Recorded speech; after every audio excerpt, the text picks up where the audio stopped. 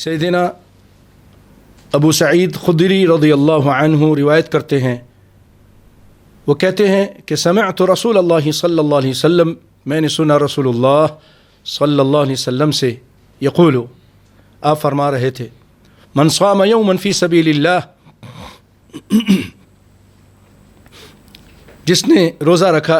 ایک دن کا فی سبیل اللہ، اللہ کے راستے میں،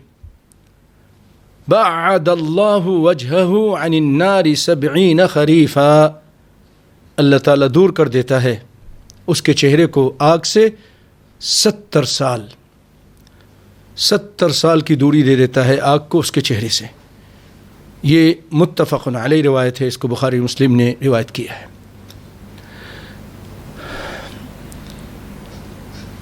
اور سیدنا ابو امامہ الباہلی رضی اللہ عنہ روایت کرتے ہیں نبی صلی اللہ علیہ وسلم سے، قال، آپ نے فرمایا، من صام یوما فی سبیل اللہ، جس نے اللہ کے راستے میں ایک روزہ رکھا، یومن، ایک دن کا، جعل اللہ بینہ وبین النار خندقا، اللہ اس کے اور اس آگ کے درمیان خندق کر دیتا ہے، خندق پیدا کر دیتا ہے، کما، اور وہ خندق کتنے بڑے ہوتے ہیں، کتنے وسیع ہوتے ہیں، کما بین السماء والارض، وہ اتنے بڑے ہوتے ہیں جیسے زمین و آسمان،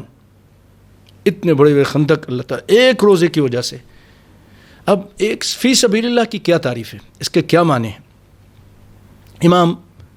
قرطبی رحمہ اللہ تعالیٰ اس کے بارے میں فرماتے ہیں کہ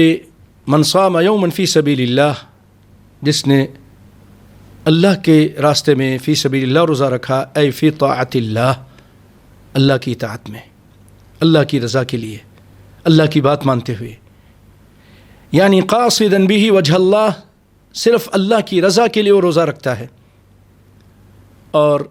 ایک معنی یہ بھی کیا ہے، وقد قیل عنہ انہ الجہاد فی سبیل اللہ، اس سے مراد اللہ کے راستے، یعنی جہاد کرتے ہوئے، جہاد کے دوران اللہ کے راستے میں جب جہاد کر رہا ہے اور وہاں پر یہ روزہ رکھتا ہے۔